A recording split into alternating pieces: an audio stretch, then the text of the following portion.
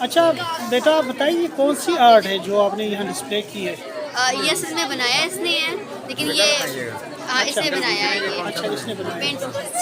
तो ये कौन सी आर्ट है आपने जो डिस्प्ले की है ज़रा बताइए ना। सर ये नेल थ्रेड आर्ट है, ये कैंडल्स है, एम्ब्रॉयडर्ड हूँ और पेंटिंग्स।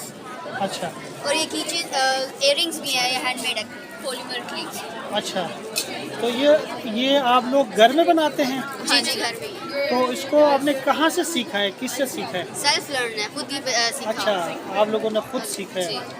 तो कितना अरसा लगा इसको सीखने में? ज़्यादा टाइम नहीं लगा, ज़्यादा टाइम नहीं लगे। पर ये मैं काम सुबह उठी तो आ गया। 3 अच्छा। साल से कर रही हूँ। माशाल्लाह आप लोग टैलेंट हो बच्चे। ये टैलेंटेड है काफ़ी। बच्चे मन के सच्चे और टैलेंट भी है। हाँ? आप भी टैलेंट हो। आपने क्या बनाया बताओ? इसने मुंह बनाया। मुंह बनाया हाँ। तो अच्छा ज़बरदस्त ज़बरदस्त बहुत अच्छी बात है।